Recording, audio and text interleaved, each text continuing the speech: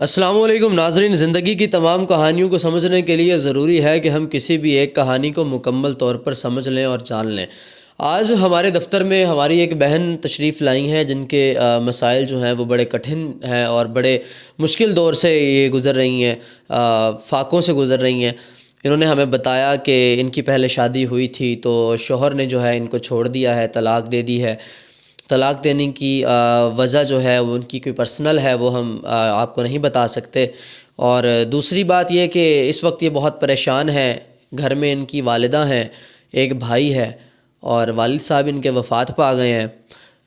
हम इनसे कुछ सवाल करेंगे, चंद एक सवाल करेंगे। परेशान हैं और आपसे मदद की तलबगार हैं कि आप जितने भी भाई देखने वाले हैं इनकी कोई ना कोई मदद करें, इनका साथ दें। तो अगर कोई मतलब अच्छा नस्ली और नेक मर्द मिल जाता है तो फिर ये शादी भी करेंगी। आइए इनके दुख, इनकी परेशानियां इन्हीं से जानते हैं। अस्सलाम वालेकुम भाई। जी वालेकुम अस्सलाम। कैसी हैं आप? जी अल्लाह का शुक्र, मैं ठीक। अच्छा मेरी बहन, जैसा कि आपने कैमरे के पीछे हमें बताई थी, सारी तफसीलात बताई, वो आप क्या हमारे सामईन को, देखने वालों को बता सकती हैं? जी जी। तो आप हमें बताएं कि आपके घर में कितने फ़र्द हैं, कौन कौन रहता है? मैं हूँ, मेरा एक भाई है और मेरी एक मम्मा है जो कि बीमार हैं। उनको क्या बीमारी है, क्या मसला है? उनको फालिज हुआ हुआ है। फालिज हुआ हुआ है। जी। तो उनके इलाज का जो मालजा का जो खर्चा वगैरह है वो किस तरह मैनेज करती हैं? अभी तो फ़िलहाल उनका इलाज नहीं हो रहा क्योंकि हमारे पास इतनी सहूलत नहीं है, पैसे नहीं हैं कि हम उनका इलाज करवा सकें। तो आपका जो घर का किराया, आपके मामलात, राशन पानी, कौन सारी चीज़ें डील करता है? ये मैं खुद ही देखती हूँ या मेरा भाई थोड़ा बहुत जो वो रंग का काम करते हैं वो देखते हैं। ठीक है।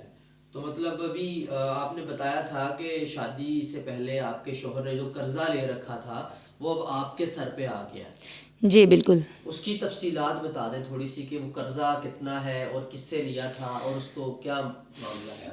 जी जी। असल में मेरे जो शौहर थे ना वो नशा करते थे, तो इसलिए मेरी उनसे तलाक़ हो गई और उन्होंने ही वो सारा कर्ज़ा उठाया था जो कि मेरे सर पे अब आ गया है। वो सारा कर्ज़ा मैंने ही देना है, तकरीबन 1.5 लाख का कर्ज़ा है जो मैंने उठाया हुआ है, तो मैंने वो कर्ज़ा रिटर्न करना है।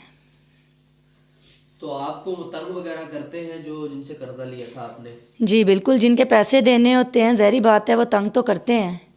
तो घर का किराया कितना है आपका? घर का किराया मेरा 12,000। 12,000 किराया है। जी।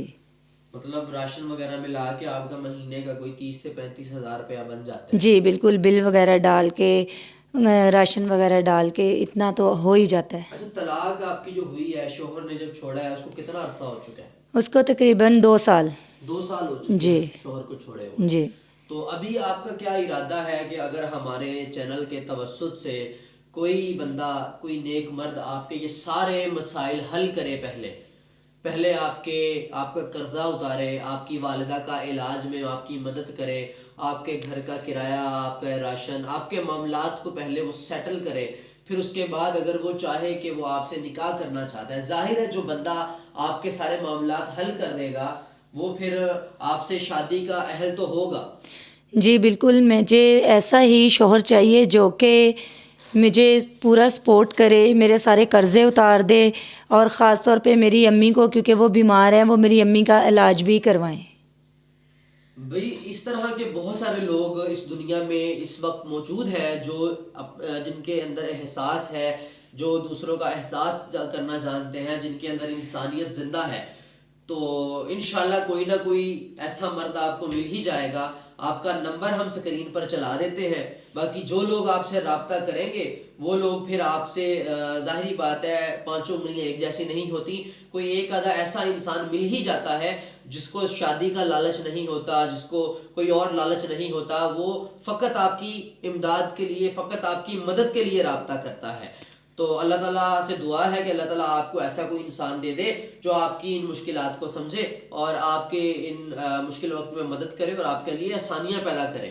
तो आमीन। अगर कोई मिल जाएगा तो फिर आप मतलब हमारे चैनल के तवज्जुद से शादी कर लेंगी अगर हम आपके लिए कोई रिश्ता लेकर आए तो? जी जी बिल्कुल, मैं आज जो रिश्ता आप लेके आएंगे वो अच्छा होगा, वो मेरा सारा कर्ज़ा उतार दे, मुझे सपोर्ट करे, मेरी फैमिली को सपोर्ट करे, तो मैं शादी कर लूँगी। भाई हमसे राब्ता करने की ज़रूरत ही नहीं है। हमने इस खातून का नंबर, इस औरत का नंबर स्क्रीन पर चला दिया है।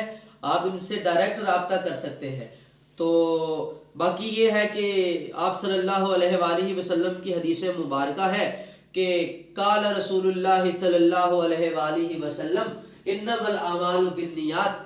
आप सल्लल्लाहु अलैहि वसल्लम ने फरमाया अमाल का दारोमदार नीयतों पर है।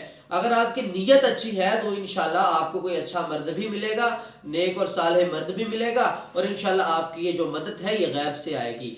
तो इंशाल्लाह इंशाल्लाह इंशाल्लाह आपकी मुश्किलात हल होंगी।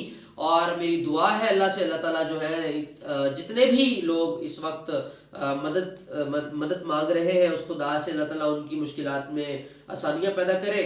तो नाजरीन, आज की इस कहानी को जो है वो आप पर्सनली रखकर सोचिएगा और करीब से देखिएगा, दर्द महसूस कीजिएगा इंसानियत का। बाकी मिलते हैं अगले व्लॉग में, अगली वीडियो में। तब तक के लिए हमें इजाजत दीजिए। देखते रहिए हमारा यूट्यूब चैनल और सब्सक्राइब करना मत भूलिएगा हमारे चैनल को।